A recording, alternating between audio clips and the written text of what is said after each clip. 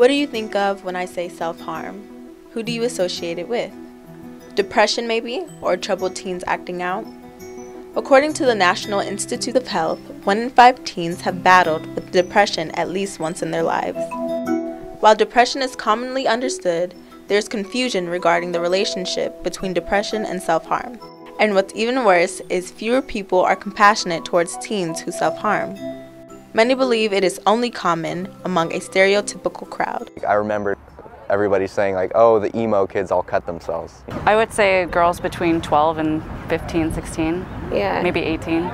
Others believe that it is a cry for help or attention. Anytime that you're not allowing yourself to truly express your emotions and to do it in a way that's healthy and a way that you can cope with it, you're really harming yourself. While professionals describe it as a coping mechanism or a way to regulate unstable emotions. As a response to some of the emotional reactions that they're having to different situations, I think a lot of young people who have experienced this kind of behavior sometimes think of it as a release mechanism or something to kind of like take tension away, but the deeper underlying causes of that tension could be a depressive episode and a strong reaction to a situation that they've experienced. Although it may not seem this way at first, self-harm is a much more complex, diverse, and common disorder than we assume it to be.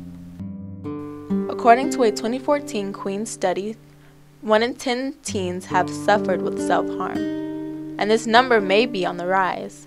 Between the years 2009 and 2012, the percentage of teens' visits to the ER relating to self-harm rose by 37%. This lack of information has led to widely diverse ideas, and not many know which is right and which is just a stereotype. The CDC says self-harm or self-injury is defined as self-directed violence as anything a person does intentionally that can cause injury to self, including death. So, what does that look like?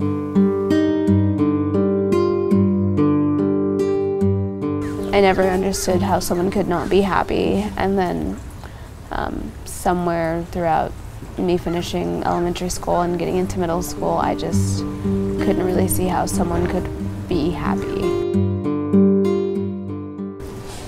I'm pretty sure the first time I saw anything that was about self-harm was on Degrassi, and it's like one of my favorite characters. She was like the dark and gothy one, and she would cut herself to deal with her emotions, and I kind of took from that cutting is a way of dealing with your emotions, and it's not.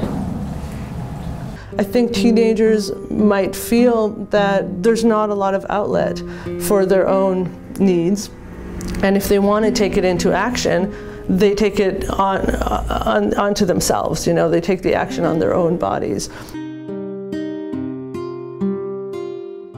While I would be doing it, it kind of wasn't me anymore to a certain extent. Like it started off as I'm angry, I need to relieve stress, and then it turned into I can't stop. There's this therapeutic term called stages of change, which kind of identifies where a person is with regard to making shifts in their life and patterns, right?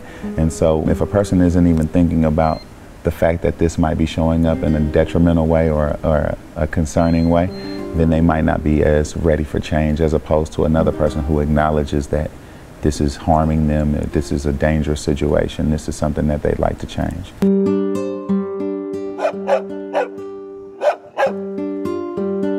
I think it was my niece that led me toward recovery, and she just saw these scars on my arm, and I think I may have like had an open wound that like it's just starting to heal, and she just looked at my arm and she was like, "TT has boo-boos."